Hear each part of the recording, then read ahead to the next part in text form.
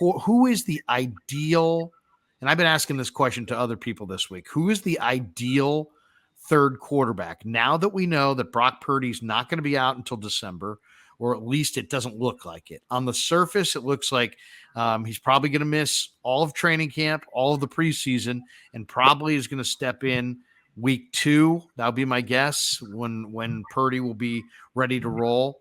So knowing that, and knowing that we don't know how he'll actually recover from the injury, knowing that we're going to see Trey Lance develop a little bit, he's already out on the field. Who's the ideal third quarterback in your mind? Is it a free agent, or is it a draft pick, or do you want both? I think it has to be a free agent. I think they need some experience in that room. I think, as poised as Purdy looked, he's still, coming off of a handful of starts as a rookie. Trey Lance has only had a handful of starts, even though he has a couple of years under his belt. So when you look at the group of free agent quarterbacks, now that we have clarity with Purdy's timeline, it's going to be really hard to sell a guy like an Andy Dalton, for example, was a name that got thrown around. Why would Andy Dalton have any incentive to come be the third quarterback here? He could start a couple places, maybe. He could at least compete to start. Same thing with like Matt Ryan. Everybody wants to talk about Matt Ryan coming back. He's done. He's the guy where even if he wanted to play again, I don't think that he is going to just take hold a clipboard third quarterback role. But the guy that I keep coming back to, who to me would make the most sense on a 1-year deal, who if you had to, break the glass in case of emergency and throw it on the field, I think could still look competent. It's hilarious, but I think it's Joe Flacco. And I think Joe Flacco had a very similar role with the Jets this past season. They obviously had Zach Wilson, Mike White, but Flacco was starting games for them earlier in the year. And when I was it's funny, I made this connection when I was watching Clowney's tape, because one of the games I watched was the game they played against the Jets. And I'm like, you know what? Like, Flacco's making some throws. Like he's a guy who obviously has that experience. He has the pedigree. Is he a guy that you want to roll out as your week 1 starter at this point? Absolutely not. He's 38 years old and his best days are absolutely behind him.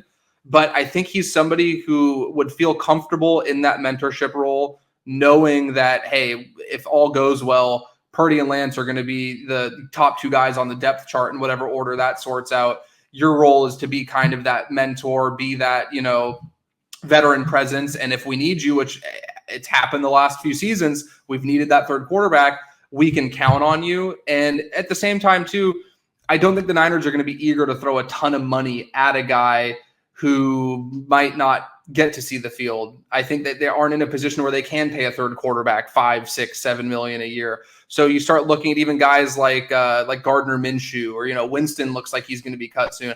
I don't think they could necessarily afford a guy like that, but they could give Joe Flacco $2 million a year. So I understand the hesitancy. A lot of 49ers fans, I posted about it on my Twitter, and a lot of 49ers fans weren't really, too happy about me throwing that out there. But when you check all the boxes of having the veteran presence, not costing too much money, and again, to me, the most important thing is the willingness to accept the role of being a mentor and not being a detriment to the team by throwing a big, fit because you're not the week 1 starter. You're not the guy that's getting those reps to be the number 1 guy. So I think it's Joe Flacco, and I think it'd be really funny if after all these years, if they were able to go on run, even if he's not playing a ton, if after 10 years, he ends up getting a ring with the 49ers after costing them one a decade ago. It'd be pretty funny full circle moment too.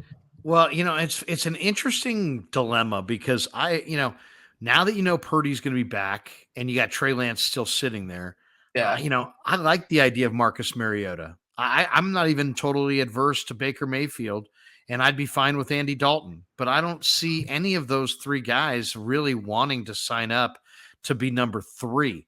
Now, if Baker Mayfield or Andy Dalton or Marcus Mariota's agent was whispered in their ear, hey, we may move Trey on draft day for draft picks, then maybe you see them come here. But other than that kind of indication, I can't imagine why they would come here.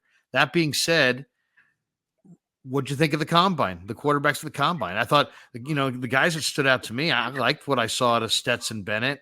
I thought he threw the ball pretty well. I thought Tanner McKee looked pretty good to me. The guy who I really liked during the season that I didn't like at the combine was Jake Haener. He just seemed, I don't know, this ball sailed. He's got kind of an odd build. I kind of like what I saw to Clayton Tune. And I kind of, even though I've had many people tell me Malik Cunningham can't do it, I like Malik Cunningham. I think Malik Cunningham reminds me of kind of a better version of Tyler Huntley. He's got a better arm, I think. I think he's got more mobility, more explosive, and I think he's a better natural passer. Was there a quarterback in Indy that you either were impressed by the way he threw, the interviews that he conducted? Or did you and Kyle and Brad and all the powers that be from Niners Nation have a consensus at all on the quarterbacks that you saw in Indianapolis, outside of the round one guys, of course?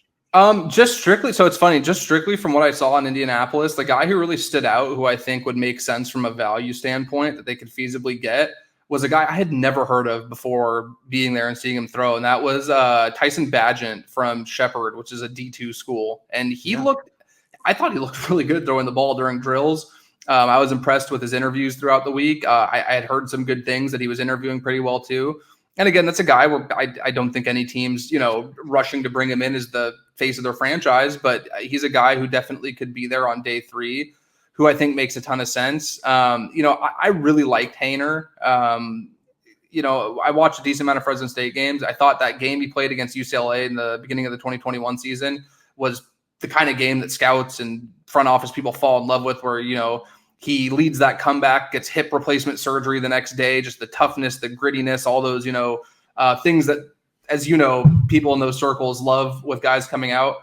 I do worry with a guy like Haener, though. Like, those hip injuries are so hard to bounce back from long term. And I just feel like that's something that I would be surprised if it didn't cause issues down the line. I'm a Cal guy, but I really liked what I saw from McKee watching the Stanford games that I had the chance to watch. I saw him throw in person against UCLA last season, and he just immediately, I was like, this guy looks like a guy who's going to be playing on Sundays. He has the size, he has the arm angle, he has the release. He just looked like he fit the profile of a guy who could be a good, not great NFL quarterback. So there are some guys there for sure, but I think they're just better off going with a veteran. I don't know how motivated they'll be to kind of, throw a pick at one of these guys, unless it's maybe they have 4 picks in the 7th round. If there's a guy there they still like, then why not? I don't say those picks are useless, especially after what we saw with Purdy, but I think that's something where you can take the dart throw in the 7th round. You can't take it in the 5th round or the 4th round or wherever else. Dude, you're awesome, man. We love having you on. Let's do a couple quick hitters on your way out the door. Mm-hmm. Favorite player, regardless of position, the entire time that you were in Indianapolis? Like if I'm John Lynch and I see you on the tarmac leaving Indy, and I say, Jordan, give me one guy that you met or saw or talked to or whatever this week that you're like, get that freaking guy. It's probably Jamie Robinson from Florida State. That was the one that left the biggest impression on me, both as a player and just the interview process as well. I was extremely impressed with him all around, and I think the Niners have a need there, and I think he's a guy who could be a long-term solution for them at the position. So, where I keep seeing him mocked is kind of the late 2nd, early 3rd, kind of between picks like 60 to 75. And I think if you're the 49ers, you absolutely could package 99 and 101 and kind of move up into that range. And that's kind of the move I would be pushing for. Because again, I think the thing that's so difficult during this whole process, Larry, is that we all could watch game tape, right? Anybody at home can watch game tape and come to an evaluation on a player, but without having the chance to speak to them and, kind of hear how they are in the, in the off season, in the locker room, how they are with teammates, and you just get a sense for who they are as people. It's really hard to gauge their value. And with a guy like Jamie Robinson, as much as I was impressed with him on the field, I was even more impressed off the field. And I think the 49ers have made it really clear that they value those kind of guys, where they aren't going to cause headaches for them off the field. They are going to be buying into the culture. They are going to come in from day one, understand the work that's ahead of them, and not shy away from putting in that work.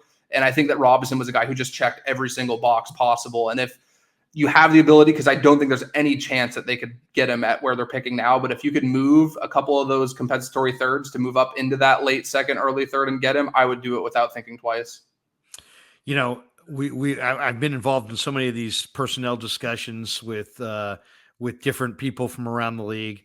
And a lot of times we'll go back and forth on all these different factors and what are the key factors and what do you draft guys on and what are deal breakers for you? And we go position by position and go through a bunch of different things. Essentially, what you're trying to figure out is what is the essence of a particular player, right? Because they all have good and bad traits. But if you, and so we would play this game, give me like a word to describe a player. And when I think of Jamie Robinson, I just think alpha. That's my word. He's kind of an alpha. And that kind of reminds me of CJ Gardner Johnson, kind of reminds me of Jimmy Ward. I like alphas in my secondary.